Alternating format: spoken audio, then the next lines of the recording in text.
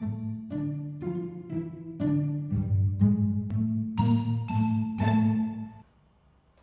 pessoal, já estamos de volta. Foi só o tempo de fritar o ovo que estava aqui e agora o Paulo já está comendo seu sanduíche de pão com ovo, que é o que deixa o filósofo mais feliz, você não acha, Paulo?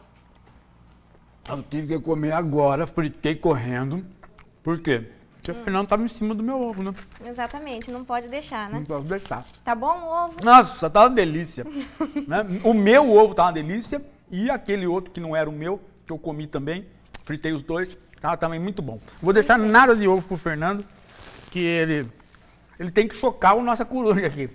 E não comer o nosso ovinho. Exatamente. E, Paulo, vamos fazer umas perguntas aqui, responder algumas perguntas? Mas o pessoal fica perguntando na hora que eu tô lanchando, pô. É, e não pode falar de boca cheia, então tem ou para de comer ou não responde pergunta aqui. Pensa na tua paciência. Por que vocês não esperam lanchar para fazer pergunta? Isso aqui é o quê? A casa da... Casa da irmã Joana. Vem aqui, eu tô lanchando meu ovo. O Robson está perguntando. Parece que o ceticismo tem uma representação ligada ao positivismo lógico com Carnap e outros. Como perceber o cético à luz da metafísica? Veja, gente, ceticismo é um negócio que vai remeter a quê? A empirismo, né? Porque é lógico, se eu vou colocar em dúvida, eu vou colocar em dúvida questões empíricas, né, como a gente fez aqui com a brincadeira do ovo, é claro que eu vou, ao invés de eu destruir o empirismo, eu vou ampliá-lo, porque aí eu sempre vou ter alguém, né, dizendo, eu vou conseguir mostrar uma coisa sobre a qual eu faço um enunciado que vai ser verdadeiro e você não vai refutar.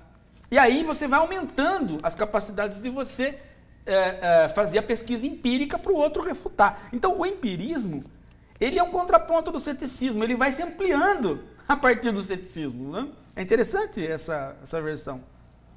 E aí, então não é o ceticismo que tem a ver com o empirismo lógico, né? É o contraponto dele, é o empirismo, que vai desembocar lá. Quanto mais cético eu sou, mais empírico eu sou. Sim. Né? Veja que o sexto empírico, que deu nome para o empirismo, é médico. Uhum. Ele é médico. Mas que a ciência é mais empírica do que a medicina, que eu trouxe um desenho dele. Um desenho que existe dele, do sexto empírico. Põe um desenho dele aí enquanto eu vou comendo meu ovo. Olha que bonitinho o nariz do sexto empírico. Um sexto empírico. Hã? Um sexto empírico é médico. A cara de médico ele tem. Sim, depois esse desenho vem de uma moeda. Ele virou moeda, inclusive. Mas é? Uhum. Não, mas moeda de que época? Depois já? Depois. Talvez como a gente faz aqui umas moedas comemorativas para relembrar a filosofia. O Rodrigo está perguntando se você acha que hoje em dia estão confundindo o ceticismo com o positivismo. Não, a história do Robson aí, né? Quer dizer, veja, quanto mais cético eu sou, né, no mundo moderno, mais empírico eu sou. Por quê? Porque no mundo antigo, ou pelo menos no mundo antigo até o Renascimento, como Montaigne, eu vou para a ataraxia. No mundo moderno, eu não vou para a ataraxia. Eu fico testando. Quer dizer, eu amplio o empirismo para não ser refutado pelo cético. Então eu crio, né, digamos assim, um veio do empirismo que vai se ampliando para a tecnologia, para a técnica e para a tecnologia. Então cria um contraponto a ponto de você imaginar, a ponto de se perder a ideia de que o cético é uma escola de não perturbação. Que é a coisa mais perturbada que um cientista. Não existe. Né? Que é a coisa mais perturbada que as pessoas que trabalham com tecnologia. E o Montaigne, existe um texto do Montaigne que é o do bem e do mal, que ele fala duas coisas que eu acho super legal e super de influência cética, né? Uma, ele fala assim, bom, quando eu falo sobre o mal, não sou eu que digo que uma coisa é má, não sou eu que estou atribuindo àquilo o aspecto de mal, o que é mal. Isso não é uma fantasia minha, sou eu que estou criando. Sim. Não é isso? Então, simplesmente, ele pode deixar de ser o mal, pode deixar de me perturbar. Se sou eu que estou atribuindo... Se sou eu que atribuo, eu posso simplesmente mudar isso. Falar, não, isso não é mais o mal, isso não vai mais me afetar. Vamos supor que não existisse ninguém na Terra, né? os juízos de mal e bom desapareceriam. Sim. Né? Então, portanto, né? E nós trabalhamos assim, né? Porque a gente não fala, a gente não atribui juízo mal e bom para a natureza. A gente só atribui juízo de bom e mal para a nossa ação diante de nós mesmos ou diante da natureza. Né? Os antigos não. Os antigos atribuíam juízos de bom e mal para ações da natureza e para ações humanas. Vai havendo uma distinção disso no mundo moderno. Uhum. O tsunami, ele é mal. Entendeu? Ele é mal. E nós não falamos isso. Não. Né? Nós não falamos isso. Nós falamos, um tsunami é uma catástrofe. É uma catástrofe. Não cabe dizer o tsunami agora, que é um se alguém, aproveitando o tsunami, rouba o outro, ele é uma má pessoa. Sim. Né? Isso no mundo antigo não tem essa distinção. Essa distinção é uma distinção moderna. E o Montaigne, ele explica por que ele se retira. Né? Ele fala assim, bom, todo conhecimento, quanto mais eu tento ter conhecimento, quanto mais eu tento ficar nessa busca pela verdade, mais eu fico perturbado. Aí ele fala assim, poxa, eu fico tão perturbado que eu estou me assemelhando ali aos porcos que o Pirro criava ali durante a Grécia Antiga, não é? Ele fala assim, poxa, eu não posso usar a minha inteligência contra mim mesmo. Mas é mesmo. Não é? Então, simplesmente, eu não vou mais me preocupar com essas questões de buscar a verdade. Mas no âmbito moral, a perturbação também é a mesma. Porque eu fico pensando assim, será que eu agi corretamente? Sim. Ou será que eu agi de maneira má? Né? Eu fui ético ou não fui ético? Né? Quer dizer, isso vai me perturbando. Né? Se eu levar isso às últimas consequências, isso vai me perturbando. Né? Então, a não perturbação é a atitude de se livrar de resolver esse problema. Eu suspendo a minha ação, eu fico ataráxico. Né? O Montaigne, tudo bem, as pessoas falam, é porque morreu Lavoisier, que era muito amigo dele, então ele se retirou. Né? Mas ele poderia ter outra atitude diante da morte de um amigo. Né? Mas ele se retira por quê? Porque o ceticismo dá o instrumento para ele se retirar. Uhum. Né? Então, diante da morte do Lavoisier, ele vai para a torre, né? Porque ele perde a conversação, perde o amigo, perde o contato com o mundo. Né? Então, o ceticismo fala, bom, já que você está nessa situação, a ataraxia é o melhor caminho para você. E ele se retira. Paulo, se a gente pensar toda a história da filosofia, ali desde Platão, ela é metafísica. Ela é Então, quando vem o Montaigne, vem o Hume e volta com esse ceticismo, se inspira nesse ceticismo, eles estão fazendo um combate à metafísica. Então, de certa forma.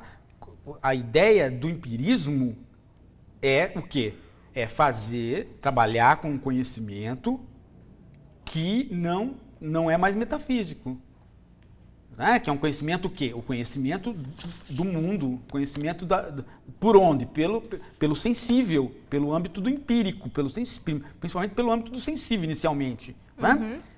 Você fala, então o que é o cético? O cético é a polícia de si próprio. Dado que eu sou tão cético. Gostei dessa. Né? Eu sou tão cético que eu tenho uma polícia dentro de mim que vai fazendo com que eu desconfie de tudo, a ponto de eu ser cada vez mais rigoroso na minha pesquisa empírica. Que é isso que faz o cientista. O cientista não chega a nenhum ponto final. Ele chega a um ponto de maior rigor. Se depois ele tiver um instrumento melhor, ele vai mais um pedaço. Porque a ciência não é a verdade absoluta. Só que isso faz o quê com ele? Torna ele uma pessoa feliz? Não. Não. Você nunca vai encontrar um homem de ciência feliz. Porque o homem de ciência não é sábio, o filósofo é sábio. O filósofo busca o saber, o cético busca a investigação. Entendeu? Então o cético, se ele busca a investigação e se torna um empirista, um cientista, ele vai ser perturbado. Agora, se ele é um cético, né, no sentido do pirrônico da palavra, ele vai parar. Ele vai parar. Ele fala assim, não, eu não vou pelo caminho da ciência, eu vou pelo caminho da ataraxia, eu vou pelo caminho da filosofia, eu vou ser amigo do saber, eu vou ser sábio a ponto de me retirar, porque isso vai me perturbar. Uhum. É muito interessante que, às vezes eu vou em debates aí da comunidade filosófica, né, acadêmica, e você vê pessoas que se falam, aquele é o neopirrônico, aquele é o pirrônico, aquele é o cético. Não é nada. Absolutamente não são neopirrônicos, não são céticos, não são porra nenhuma. Por quê? Porque eles não são felizes. Eles não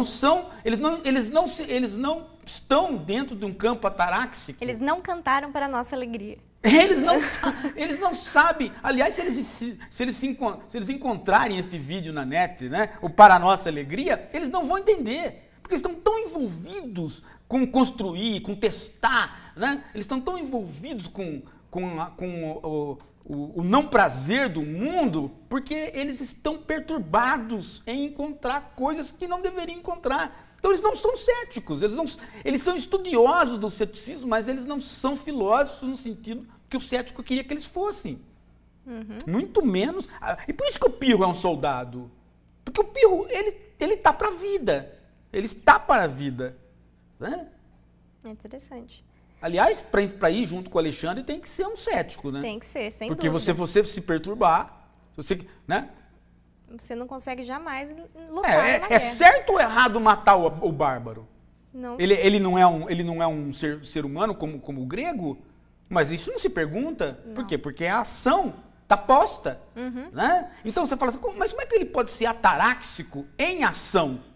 Né? Porque é como a inércia. Se eu estou fazendo, eu continuo fazendo. Se eu estou parado, eu continuo parado. Isso que é ataraxia.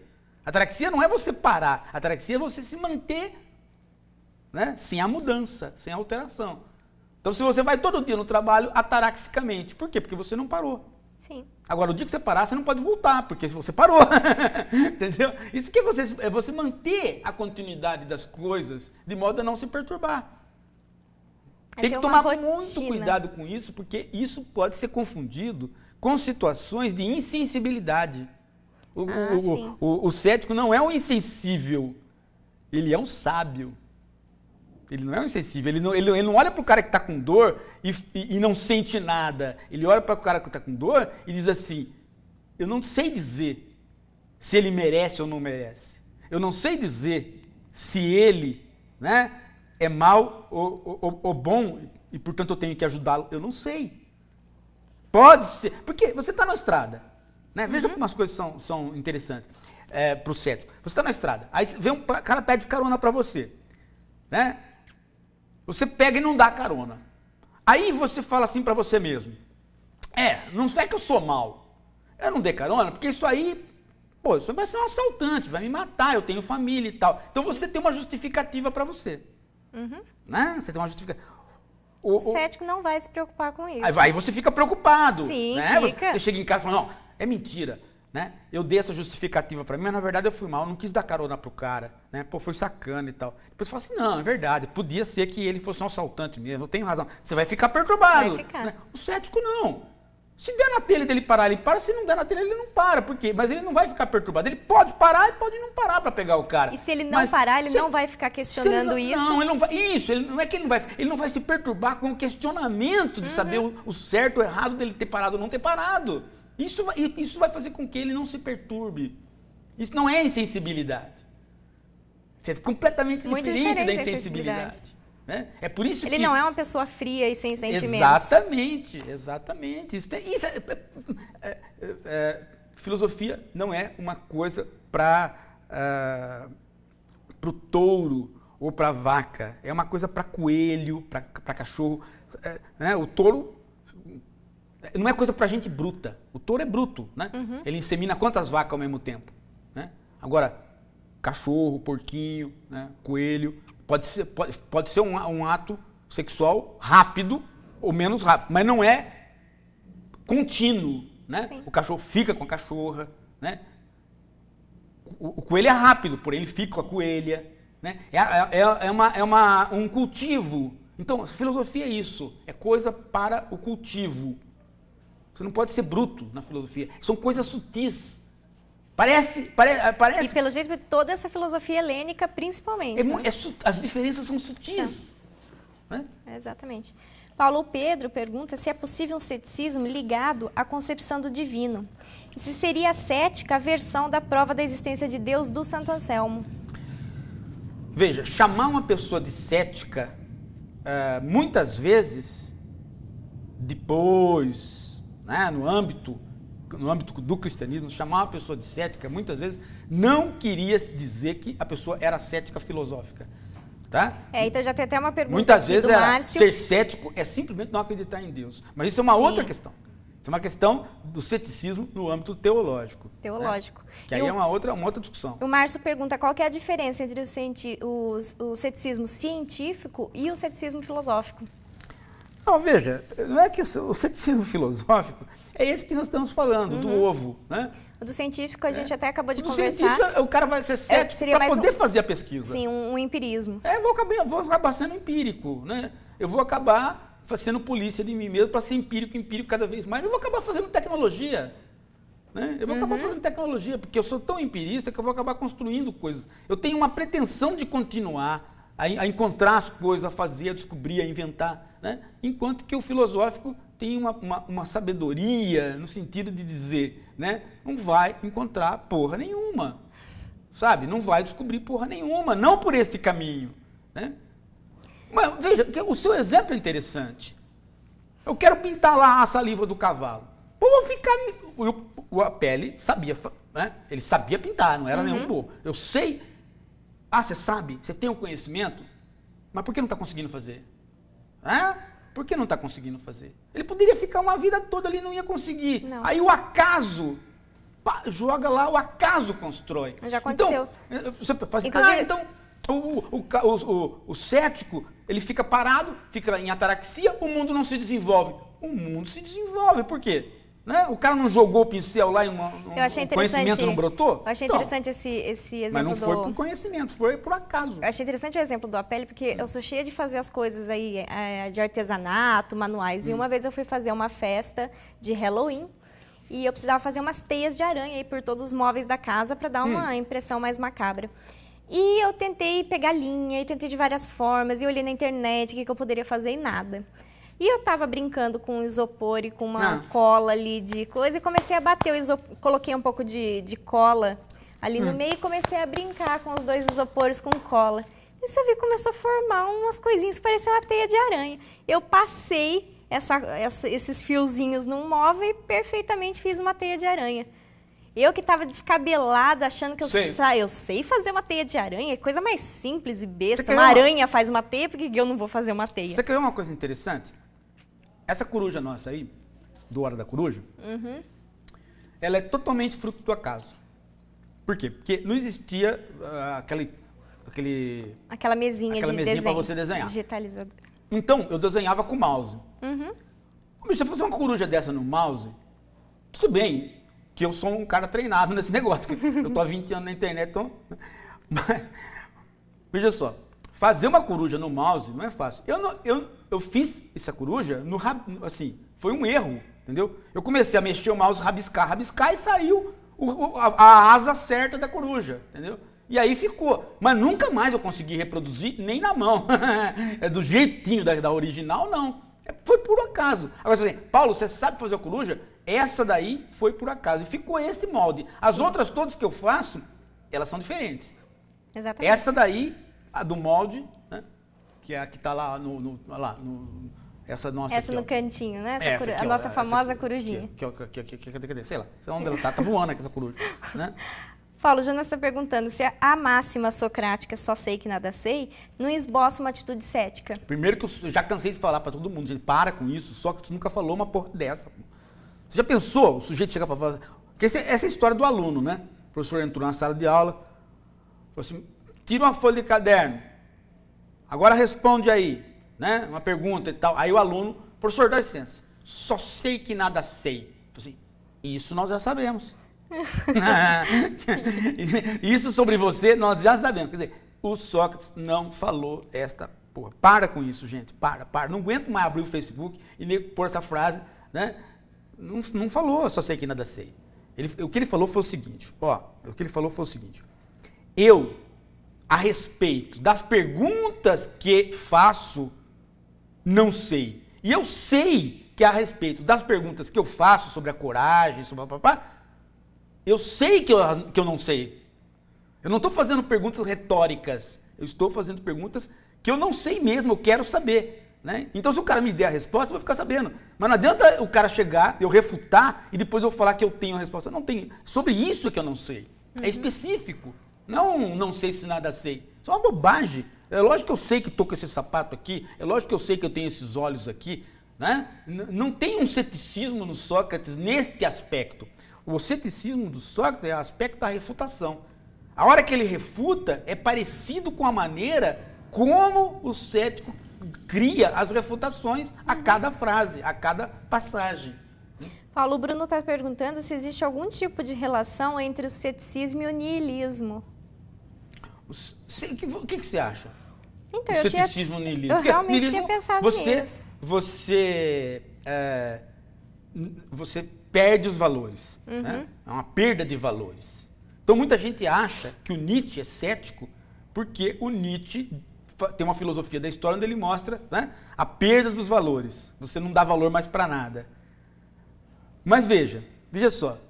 Será que o cético, que nem o Montaigne, não dava valor para nada? Se ele não desse valor para nada, ele estaria lá com os livros dele, lendo na biblioteca? Será que ele deixaria queimar a biblioteca dele? Né? Então, uma coisa é você ir perdendo os valores, porque eles vão se desvalorizando. Aí é um niilismo.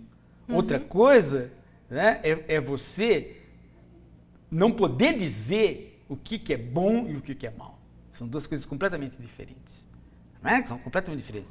Veja, eu posso gostar muito de uma coisa, né? Gostar muito de uma coisa. Ela tem valor para mim, mas eu não posso dizer que é bom ou que é mal.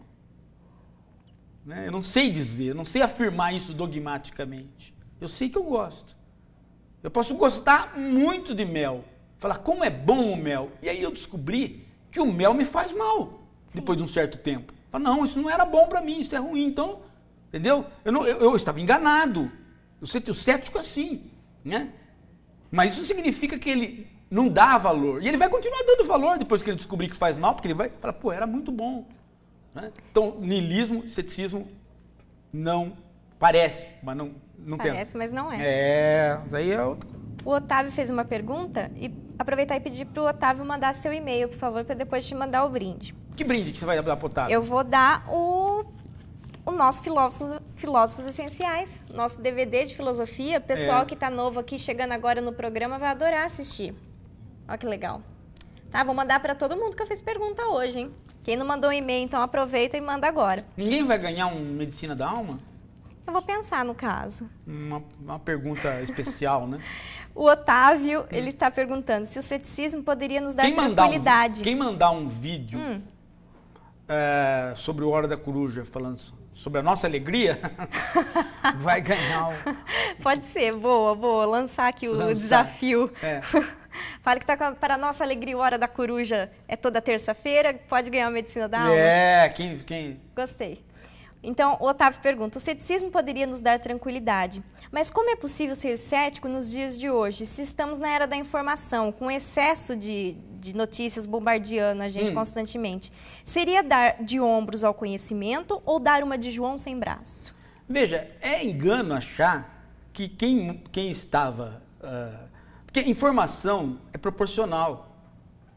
Quem lê 2 jornais, né, fala, pô, quanta informação, eu leio 2 jornais. E aí você fala, né, meu avô, por exemplo, lia 2 jornais. Pô, eu ficava assim, falava assim, pô, avô, como é que você consegue absorver tanta informação? Para que ter a Folha de São Paulo e o Estadão? Por que você não lê só um? Não, eu preciso ver as 2 versões e tal. Eu ficava abismado com aquilo. Né?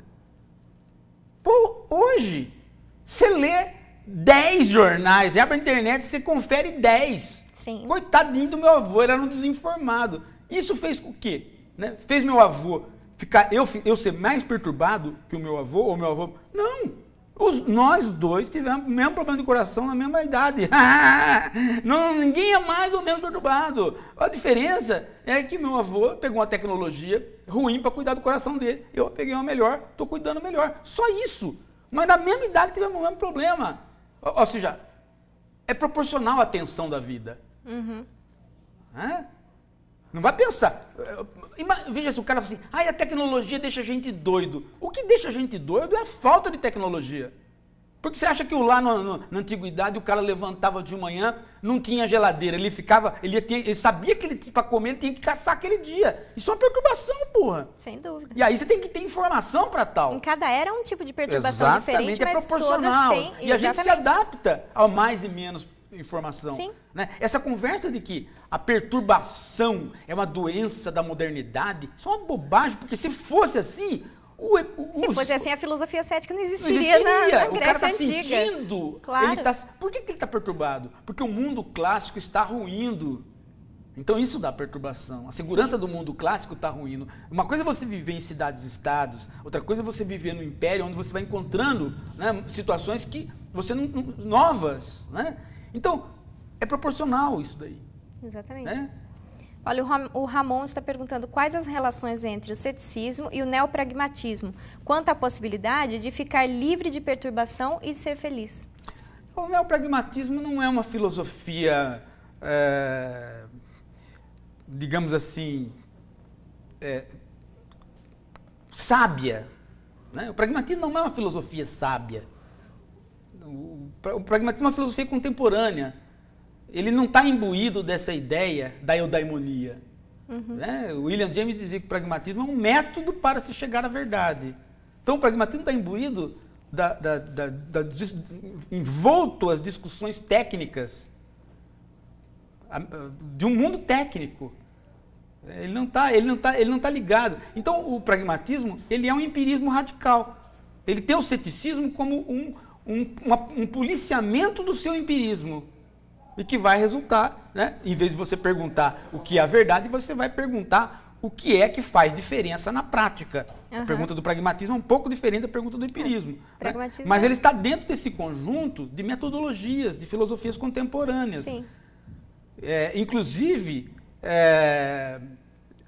a pessoa que diz eu sou um pragmatista, né? Ela não necessariamente está dizendo eu sou um filósofo. Ela pode estar dizendo eu sou um intelectual que que sou um pragmatista, né? Eu sou um prático da vida.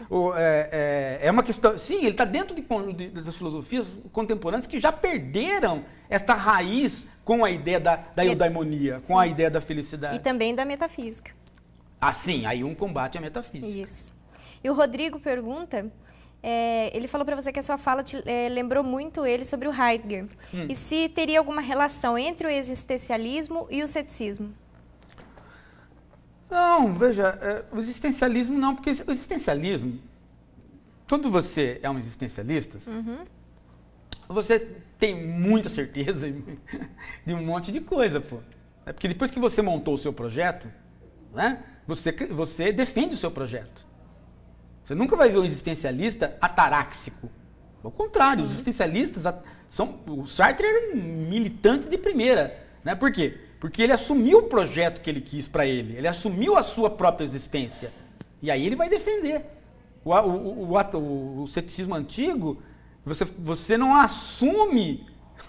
E por isso você se desperturba. Você se livra de ter que honrar a sua doutrina, o seu dogma. Vamos fazer uma última perguntinha do Diego? Uma última pergunta, por quê? O Fernando tá acabando com o programa já? O Fernando quer seus ovos urgentemente, mas eu já falei para ele que já foi embora já. Coisa de louco. O Diego tá perguntando se é natural começar a conhecer algo sendo cético. Dá para começar a conhecer algo sendo cético? Os empiristas fazem isso. Eles começam sendo... Eles põem uma tese, eles fazem um método científico. Eles põem uma tese, depois eles vão tentar refutar. Tentar a falsificabilidade do Kuhn, né? Tentar refutar a tese, é um caminho. Bom, Paulo, então agora você pode voltar a comer seu sanduíche de ovo, porque acabou o programa. Já acabou? Já acabou. Poxa vida, mas hoje acabou muito rápido. Para a nossa infelicidade. Não, para a nossa alegria também, porque nós vamos embora agora, vamos lanchar de novo. Então, pessoal, a gente volta semana que vem. Obrigado pela audiência, muito obrigado pelas perguntas. Eu mando brinde para todo mundo, tá? Tchau!